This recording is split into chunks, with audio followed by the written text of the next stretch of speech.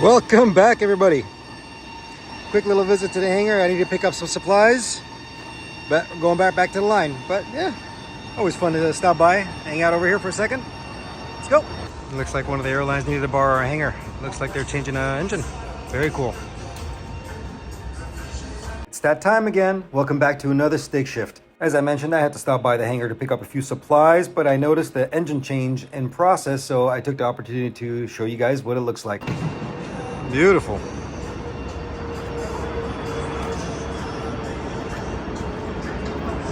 You know, this gives me an idea. Let's do a breakdown of this engine and the component location. This should be fun. Welcome to the GEnx-1B, made specifically for the 787 Dreamliner. Bear with me on this one because I'm going to throw a lot of technical information at you. Let's go with the basics. The GEnx-1B engine is a high bypass 2-shaft turbofan, comprised of a single-stage fan, 4-stage booster, which is the low-pressure compressor, a 10-stage HPC high-pressure compressor, an annular combustion section, a 2-stage HPT high-pressure turbine, and a 7-stage LPT low-pressure turbine. And you have an accessory gearbox that's usually on a 6 o'clock position right behind the booster stage. That's where you'll find your generators, your hydraulic pumps, fuel pumps, things like that. One very unique feature that this engine has is counter-rotating blades. Low-pressure turbine and the high-pressure turbine. They spin in opposite directions. This enables a better and more efficient extraction of the gases. Along with all this amazing efficiency, it also is very powerful. This thing can produce 53 to 76,000 pounds of thrust. And some fan favorite generic information. The diameter of the fan itself is about 111 inches, and the bare weight of the engine is about 12,500 pounds. And she sounds beautiful too.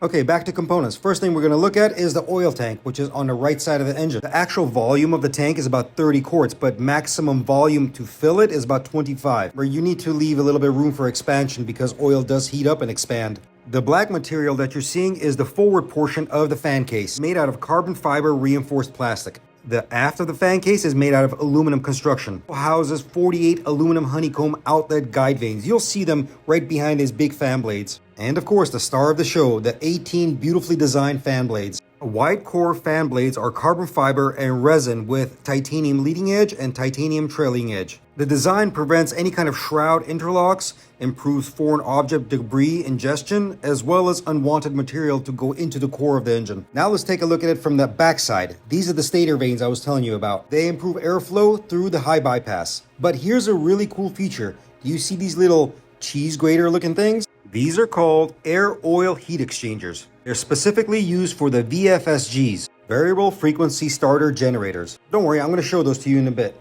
There are 2 of these per engine. They're on either side. These are there to decrease the temperature of the oil.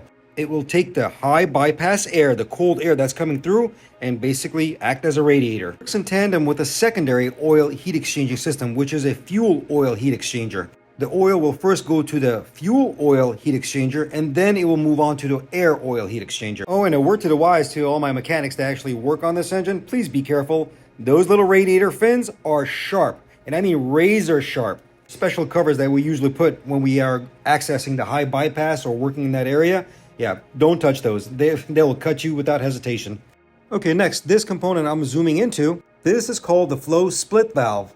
Controls fuel flow at the correct pressure to the 22 fuel nozzles. The flow of fuel within this engine goes from the main fuel pump, then it goes to the FMU, the fuel metering unit, then it goes to the FFM, fuel flow meter, before it enters this split valve. And finally, it goes to those nozzles.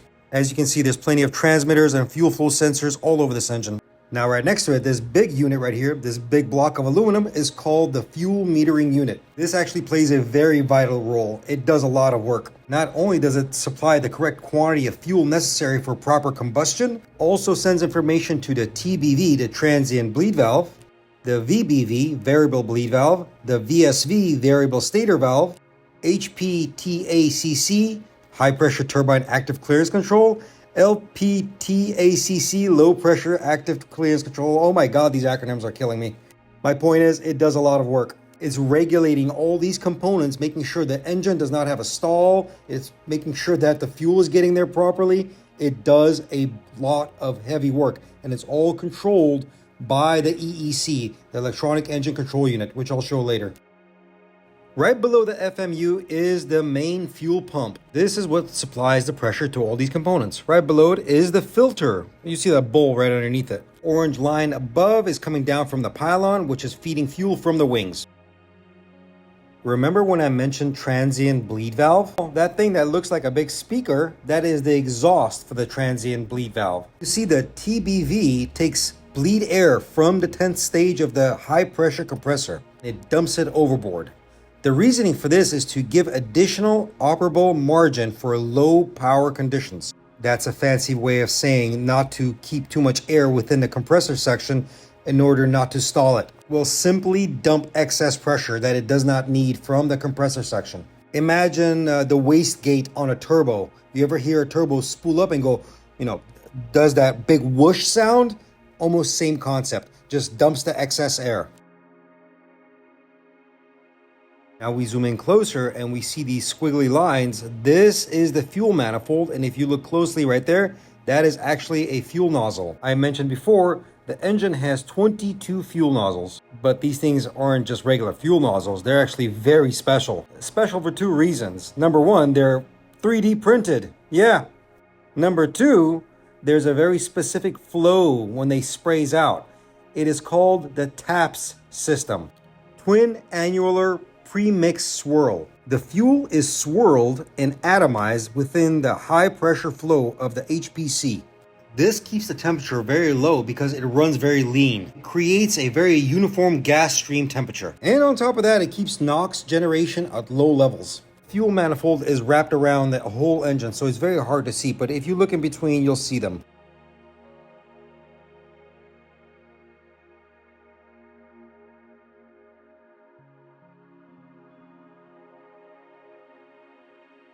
Up next, we take a look at these two little lines right here. This is part of the overheat detection system. The proper name is duct leak and overheat detection system. It is a dual loop system.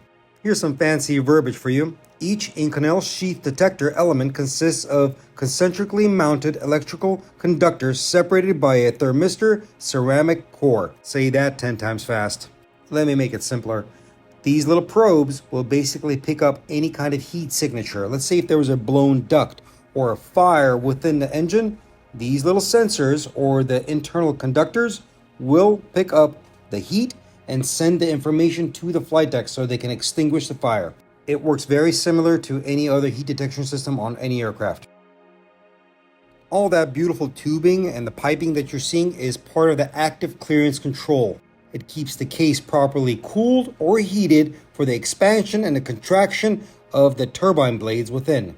You don't want the turbine blades hitting the walls, so it's constantly modulating via those HPTC, ACC, blah, blah, blah valves. I hope you understand how hard it is to keep track of all these acronyms. My brain sometimes melts. Now add to that Airbus, Boeing, and all the different engine manufacturers. Fun! Now we're at the exhaust of the engine, and what you're looking at is what used to be there, the center vent tube. That pipe that everybody always sees when I show it, with the smoke coming out of it when the engine shuts down. There you go, that's what I'm talking about. That's the exhaust cone installed. This is the exhaust cone removed. So this is an extension that sends the oil sump vent air overboard. It's oil gases that get built up and needs to be dumped overboard. That's about it.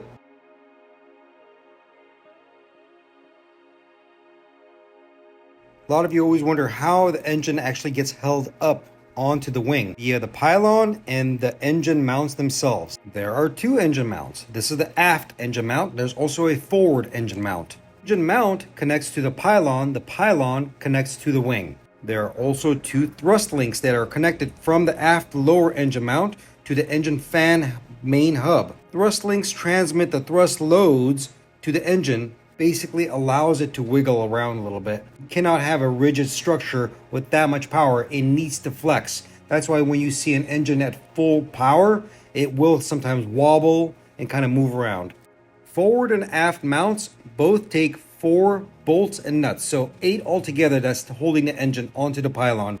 There's also things like tension links and shear pins, which I'm not going to get into. That's way too deep into it, so let's keep on moving. The silver cabling that you see running along the ducting is wiring, and it's shielded. And here's another look at the fuel manifold from the other side of the engine. As you can see, it's routed all across the engine, all around the engine, I should say. The 8 big major lines that you see going down, those are wiring going down to the generators.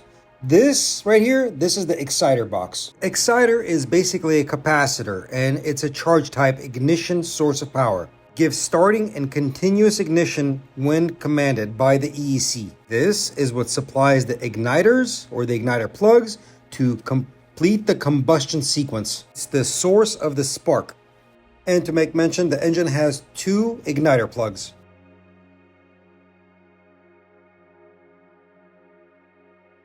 Okay, gonna double back on myself here. Remember when I talked about the case cooling? So that top little component right there, the valve, that is the high pressure turbine active clearance control valve. And right below it is a low pressure turbine active clearance control valve. Once again, controlled by the EEC and regulated by the FMU. It keeps the case nice and cool or hot to make sure the blades do not hit the casing. I hope this is not overloading you guys. I know it's a lot of information, but we got to keep going. Okay, let's look at this. This is the gearbox that you're looking at. Notice the 2 empty slots? That's where the VFSGs go. Variable frequency starter generators. There's 2 of them per engine. These units are responsible for powering up all the electrical portion of the aircraft as well as starting the engine.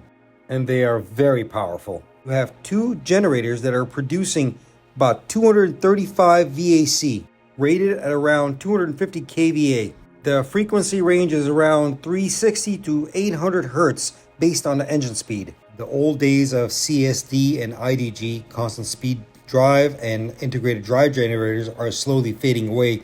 This is what's becoming predominant within the manufacturing industry, is this kind of unit, which is a starter and a generator combined. By the way, not new technology. This technology has been around for years. It's now that they're starting to implement this technology into aircraft because it's more efficient. Majority of the colored cables that you see is just wiring that's going to certain components. That particular unit is the VSV, variable stator vane or variable stator valve. Different manufacturers have a different name. Basically, it's an actuator that interlinks little vanes within the compressor section. There is a ring all around the engine and it interconnects all of these little vanes on the casing, and it modulates these vanes in order to produce proper airflow within the compressor section to get proper compression ratios and airflow. Optimization for the engine. That's about it. Up next, we have something called the Airborne Vibration Monitoring System. This is the engine monitoring unit. It's part of the EEC. It provides the aircraft with airborne vibration monitoring systems, more notably known as the Engine Health Monitor. It calculates the engine vibration for the flight deck indication, calculates the engine trim balance data, also records engine and system performance data for the vibration and its history. And the granddaddy of them all, right upstairs, the EEC. This is the brains of the operation. This basically runs the engine. It does pretty much everything.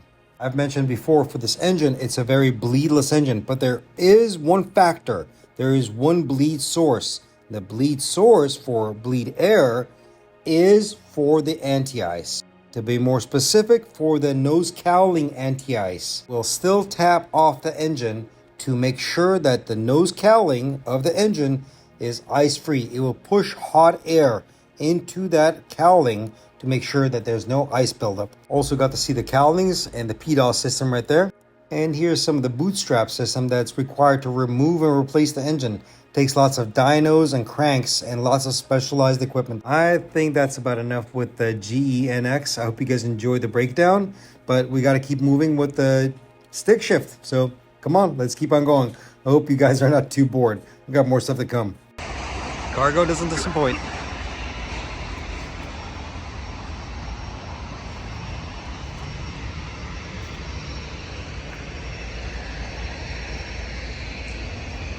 This is another electric vehicle, which is the first time I'm actually seeing it. This is a Lucid. I believe this is a direct competitor to the Tesla models nowadays. Looks pretty nice. The interior was not too shabby either. I'm sure this thing costs a pretty penny.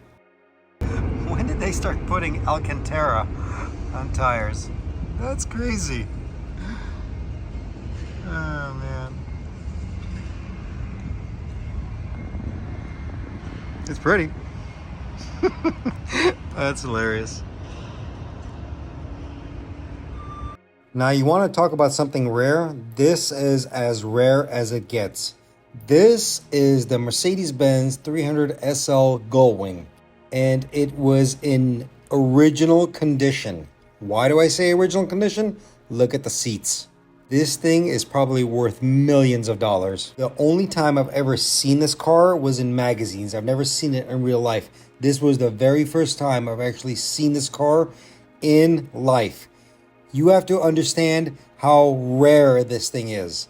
I'm gonna shut up. Just enjoy it.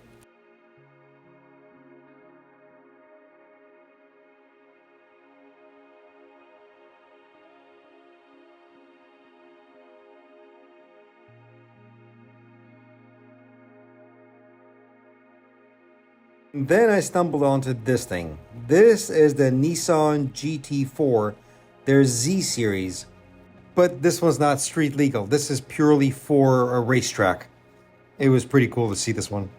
I'm not very knowledgeable on this one, so feel free. You guys are pretty much experts on the internet for these things, so feel free. Put down some knowledge over there. I'd love to hear about it.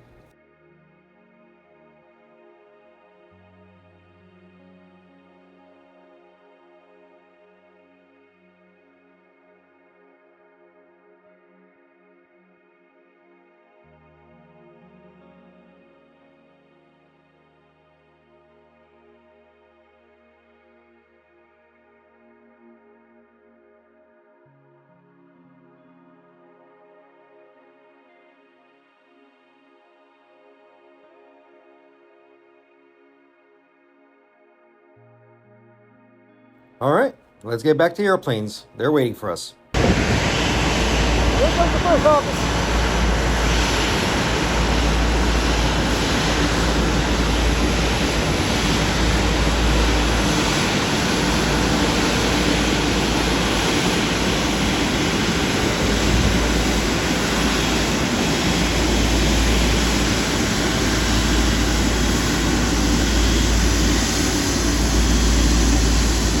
This is a Boeing 777-200, and the reason that gentleman is stopping that aircraft before it gets to the gate is because it needs to be towed in. The reason it needs to be towed in is because there's too much obstruction around the area. There's a building to the left side of the wing tip, which is too close for it to taxi in, and there's also a service road behind that is way too close for a wide body aircraft with powerful engines to just taxi in. It's safer to get a tug and tow bar and tow the aircraft into the gate.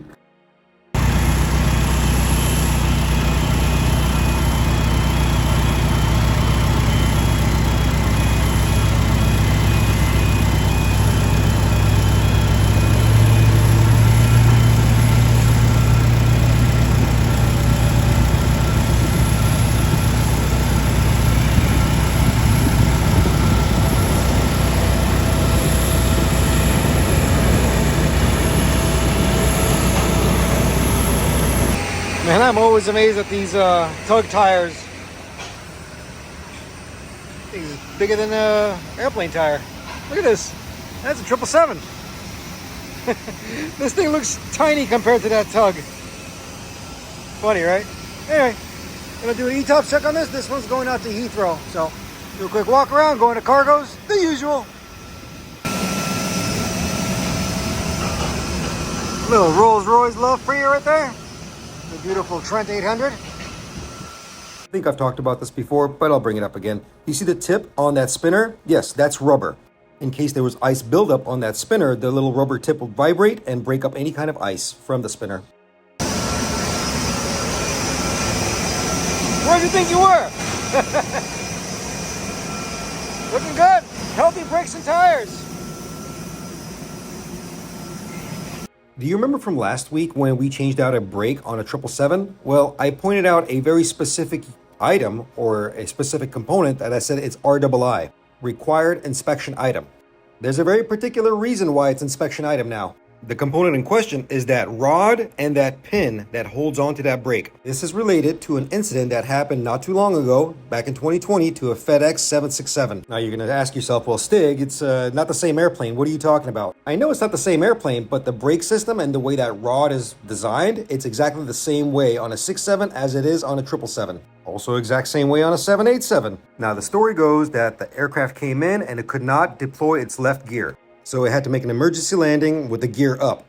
Don't worry, nobody got hurt, just the airplane got damaged. So when the NTSB performed an investigation, they found that one of those pins was missing. They had lack of evidence, but the probable cause, which they determined, was the left main landing gear failure to extend due to a separation of the brake rod retaining hardware from the aft inboard wheel for reasons that could not be determined based on available evidence. Long story short, the rod came loose, prevented the gear from extending properly.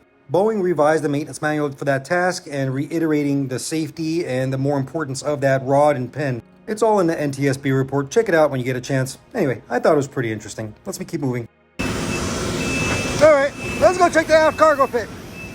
Now, in case you were wondering how they control all the PDUs, right here, the little joystick.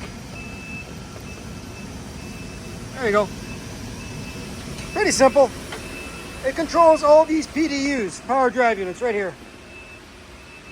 These things right here, all across. Yeah. A quick little interior walkthrough through the cargo pit. Make sure there's nothing damaged, all the sidewalls are good. Make sure all the PDUs are good. Make sure all these fun little doodads and latches are functioning. Fun. Fun little fact for you. The aft cargo door on a 777-200 is actually smaller than a 300. The 300, the forward and the aft are basically identical size. They're just as big, but on the 200, the aft cargo door is actually a bit smaller. Yeah. Quick side note, there are some 777-200s that do have a bigger aft cargo door. And that's usually reserved for freighter aircraft. Hey, here's a forward cargo pit. A little bit bigger. I was walking by one of the equipment panels, so his little fasteners. I can't remember that. I think they're called Zeus fasteners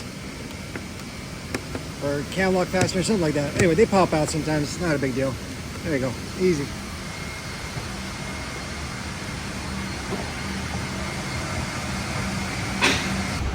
Downstairs is all good.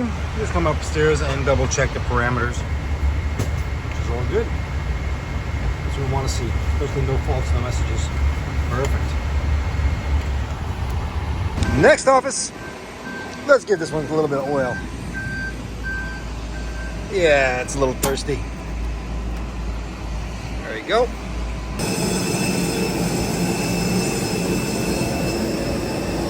Don't worry guys, the engine is not running. It's actually just windmilling. There's an aircraft right there that was taxiing up, and obviously you get jet blast. Most people ask, how come the engine just keeps spinning? Because it's so well balanced that any gust of wind will just simply make it windmill like that. Even though the engine is not running, it does not cause any damage to the bearings. They're still properly lubricated within. So when it's windmilling like that, no damage at all. But if the aircraft is going into like long-term storage, yes, they will cover up the engines, they will plug everything up. But when it's on the line and the aircraft is alive and ready to turn to the next destination, we don't need to cover anything up.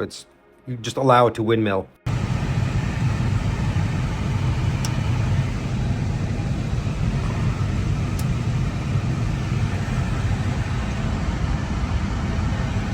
We are back inside of an Airbus, and you see me going through the functionality of the lights. Dome light and as well as the switches have a bright and dim and a test function. Not only do the buttons have internal lighting, but you also have integral lighting within the back panel. You can also adjust the brightness and the dimness on that. Here, it's via this knob right here.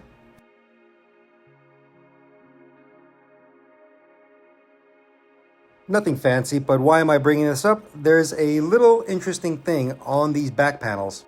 It's how it's wired in. It has a very specific designation.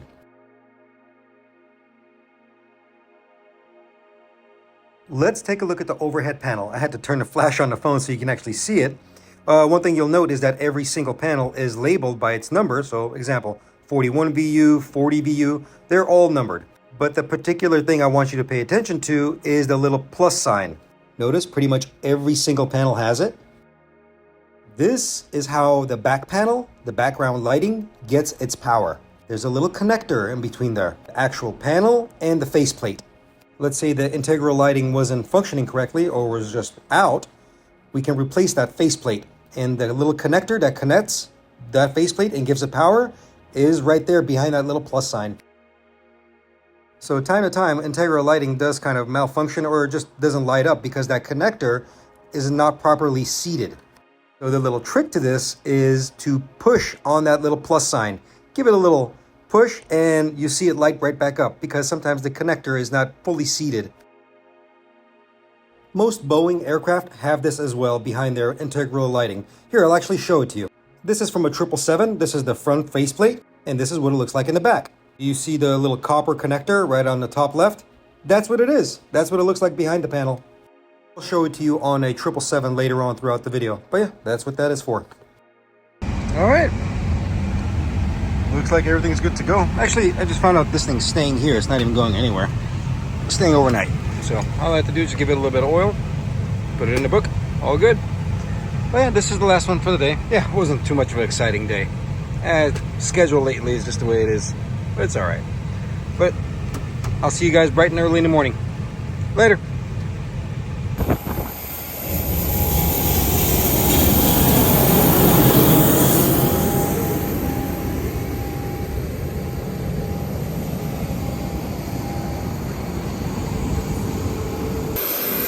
Good morning, everybody. Welcome to day 2. Come on, this is our first flights of the day. Let's get it ready. A fairly busy morning. You're going to see me jump from airplane to airplane, so you're going to see lots of different ones. Don't get confused. Next, jumping airplane to airplane today. Back to 777. What?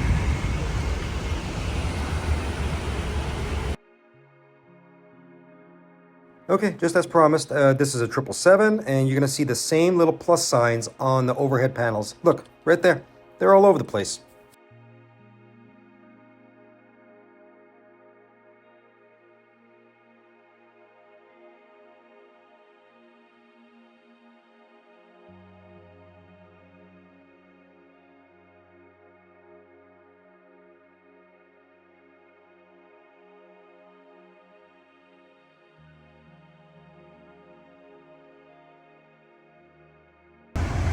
Next,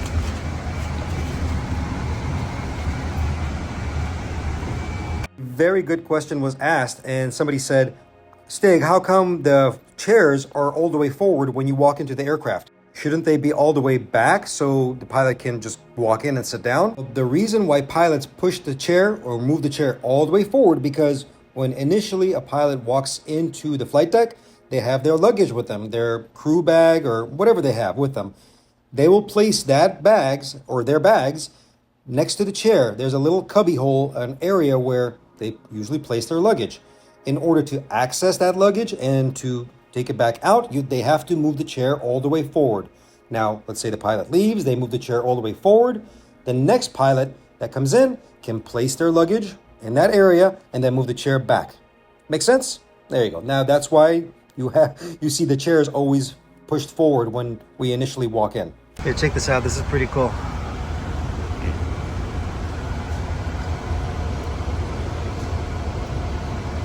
As for our maintenance code, go.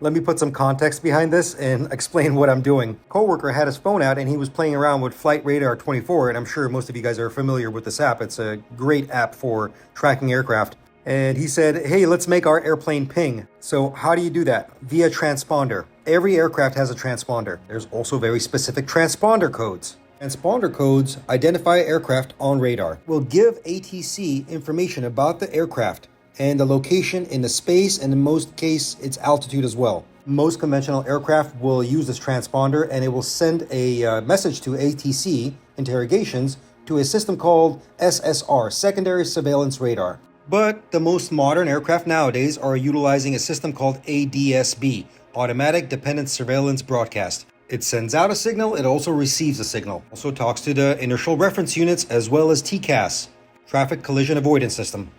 So anyway, back to the story. My partner said, let's ping the airplane. So I set up the code.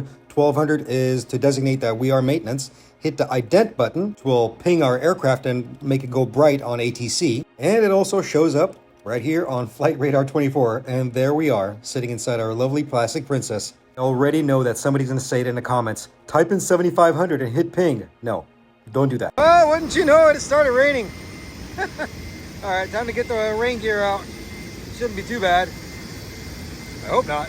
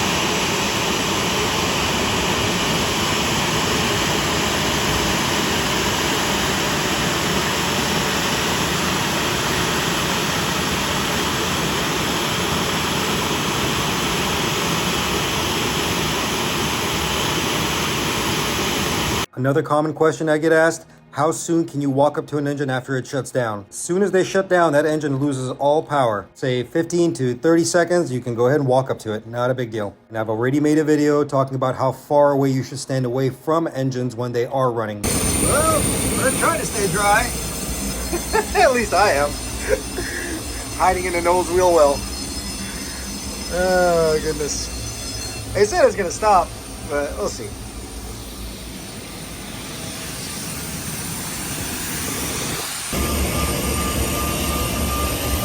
Ooh, that spinner is almost toast. Well, not toast, just the paint's coming off. A little puddle right here. That's a drain right there. That's all right.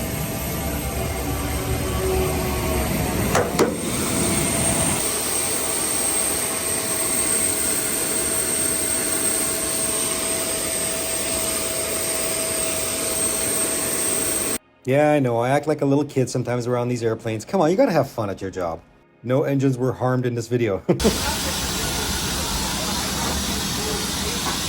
If you've ever walked off an airplane and you notice something like this underneath the door that you're walking out of, this is a very important unit. This is part of the jet bridge auto leveling sensor, or more like a cutout switch. If the jet bridge dips down to a certain level and starts getting close to that door, the door will touch that little switch and it will stop the jet bridge from moving. The little wheel was the actual auto leveling sensor. As passengers are getting on and off the airplane, remember the airplane is bouncing up and down. Little wheel basically keeps the jet bridge in alignment and in auto level. The cool little unit is this right here. Sometimes you'll see this in a jet bridge. This is actually a temperature sensor. Gate agents will place this inside the aircraft to know what the temperature is inside the aircraft. So if the aircraft is too hot, you cannot board passengers. They'll proceed to put on some kind of air conditioning. Back to the 777. Check out the window heat in action. See it?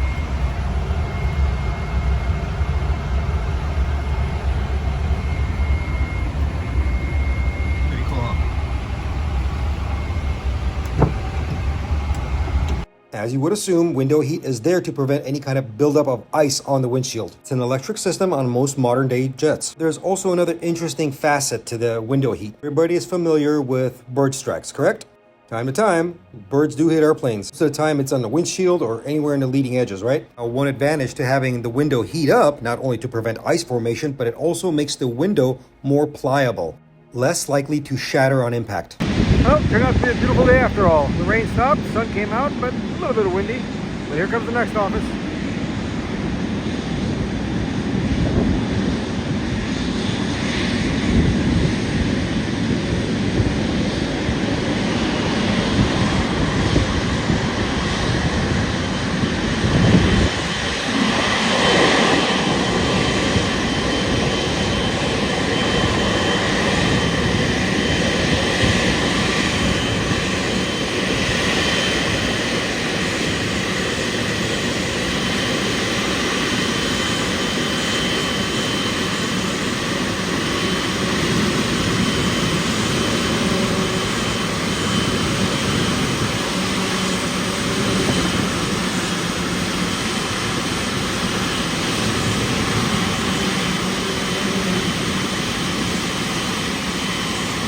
Well, we're looking good here.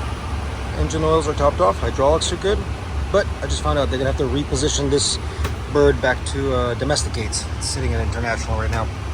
But I was looking out the window and I noticed the sliding window. So this is how to unlatch it, and then you would use this little knob to roll the window down. But here's an interesting thing. This window handle actually has a sensor. Watch. See it? It says window flight deck right. Watch.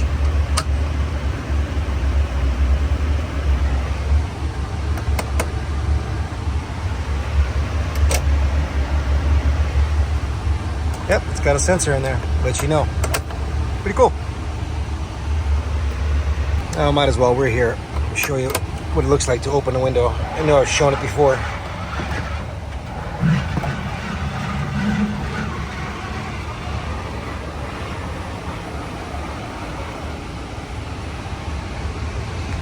Just in case you didn't notice, the window is not closed.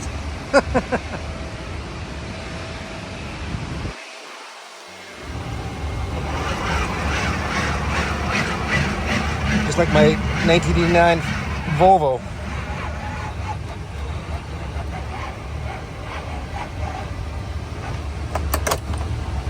That's it. And it's got a little adjustment feature here. So it doesn't get, so the handle doesn't get in the way.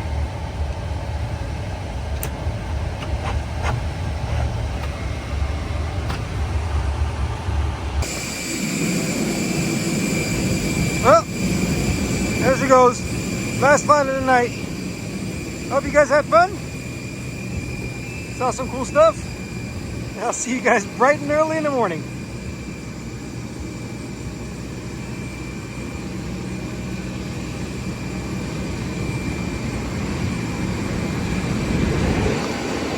Let's go.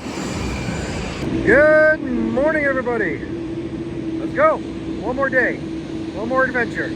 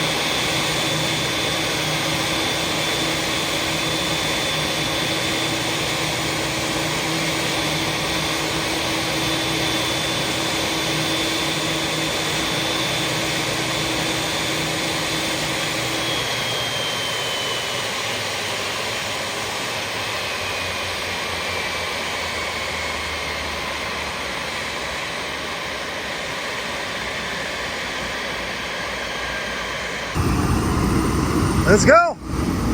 E-Tops time.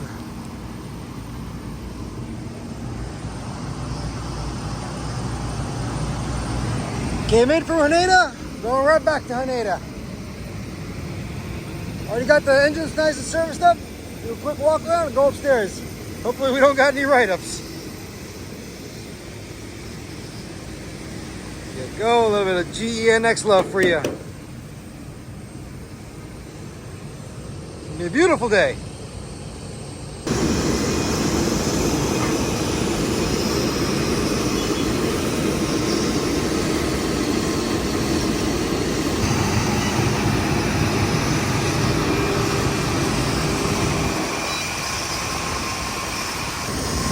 This is a Boeing 787, and that little yellow fin looks like an antenna. It's shaped like an antenna, but it's not an antenna. This is part of the tail strike protection system. Works exactly like the one on a 777. There are 2 wires within that little fin. If the aircraft over-rotates and hits that little antenna, breaks it off, it will send a signal to the flight deck, telling the pilots that they have encountered a tail strike, or getting pretty darn close to it anyway.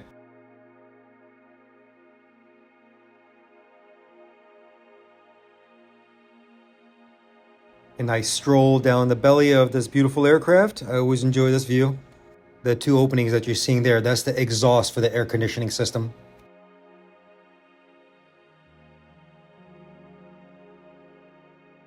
The small little squares that you're seeing, those are the radio altimeters. You also have various other antennas such as ATC, marker beacon, TCAS.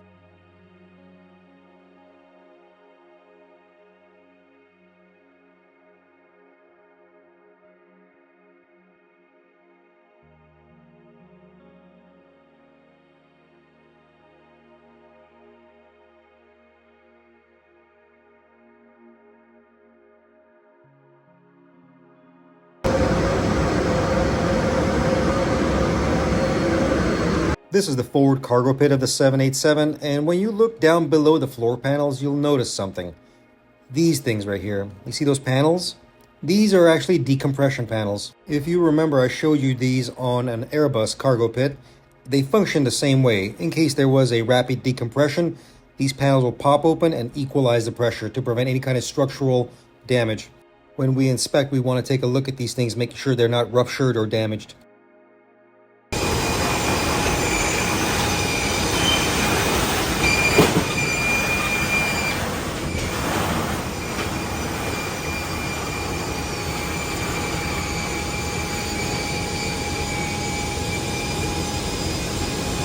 Well, look at the parameters upstairs. Looks like the APU is going to need a little bit of oil. Got the lift truck, got the oil. Got to go upstairs right there, or up there. Open up that panel and easy. Just service it up, just like we service any other engine. Go. It's really fun. Once again, I'm going to be shutting down the aircraft. You're going to have no power, no lights for about 15-20 minutes. So please be careful moving around the aircraft. The cleaning crew as well as caterers were already on the aircraft, so I needed to let them know to, I'm going to shut power off. I need to shut the APU off before I can go up there and service it. So I just got on the PA, made a quick little announcement so everybody's aware. This is the APU page on the 787, and as you can see, the APU needs to cool down before it can actually shut down. The APU is being used, it has a load on it, whether it be electrical load or pneumatic load. So you need to allow it to cool down to proper temperatures in order to properly shut down and not cause damage. The aircraft will do this automatically on its own. We don't have to really do anything. We just need to turn the power off and it'll cool down and it'll shut itself down. But in case there was an emergency or a fire, there is a way to shut the APU down completely, immediately. These are the latches that hold the door closed. There are 6 of them.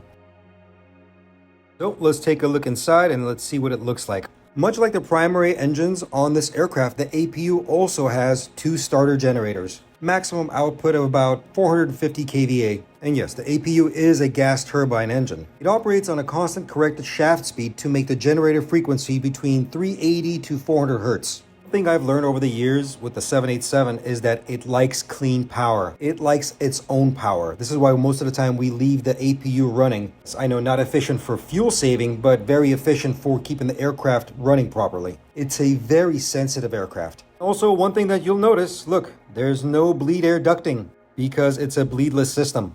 The air conditioning system is electric, and the engines don't require bleed air to start. Also an electric start. Remember earlier I showed you the VFSGs? Yep.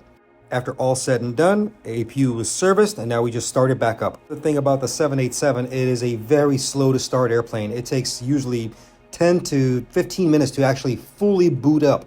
It goes through a variety of self-tests. You have to be patient with this airplane, because if you're not, she will become very temperamental.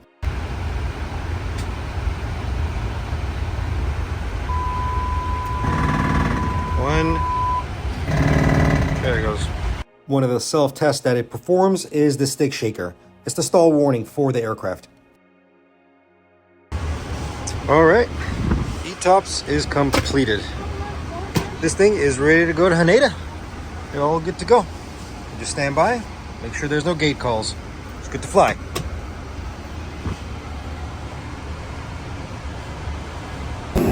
Well, this one's done. On to the next office, but who ordered this rain? I didn't order this. Just out of nowhere. Crazy. Fun. Let's go. It's starting to look like Miami weather.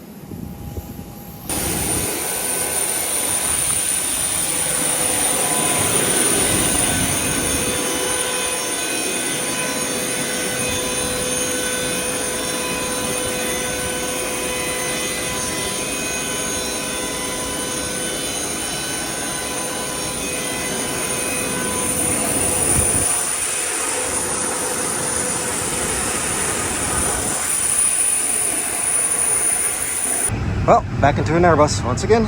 Let's see. But this one came up with a little bit of issue. It came with the fuel inert system degraded or faulting, but no problem.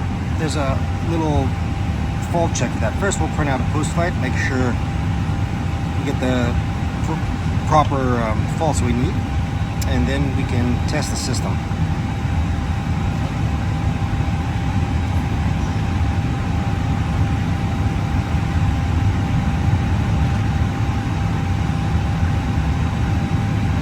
Right there. We can go from the last leg report, post-flight, previous leg reports, and class 3s, and as well as test the system.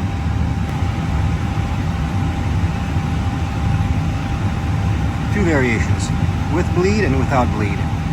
I've talked about this before, and this is part of the NGS, the nitrogen generation system. It replaces the fumes within the fuel tank, or certain fuel tanks, with nitrogen. It's an inert gas. Airbus calls it the IGGS, inert gas generation system. The system might have had a little bit of a hiccup, not a problem. All I had to do is perform a bite check, built-in test equipment. I can do this with bleed air or without bleed air. The aircraft also records itself. It records all the parameters, why it happened, when it happened, and how many times it's happened. So it keeps a track, it keeps a record of all of this. So if I see something that's constantly repeating and becoming a chronic issue, then yeah, obviously either we try to fix it or defer it if it's legal. In this case, the aircraft had zero history. It was the first time it actually hit, and it passed with flying colors. No problems, no issues. Even the class 3s weren't even detecting anything. All I had to do is just perform an operational check and good to go. And if you're wondering where are my manuals, all my manuals are on my tablet, so that's how I access all my information. There's also another little write-up. The first officer reported that his mic on his push-to-talk on the side stick was sticking. I'm sure all the Airbus pilots are going to love seeing this. They hold this thing all the time, and I bet you they wonder what's underneath that little thumb area. Well, this is what it looks like underneath. It's a little micro switch that goes to the push-to-talk. There's a little back nut right there that was loose. Tighten that up, and problem went away. Easy fix. Quick little radio check with tower, and all good.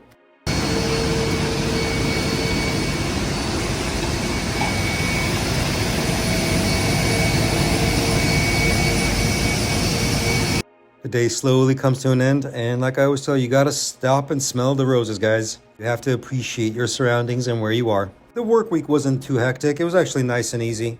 And that's the way it should be, because when you have nothing happening, that means everything is working as intended. Airplanes are getting dispatched safely. All is good.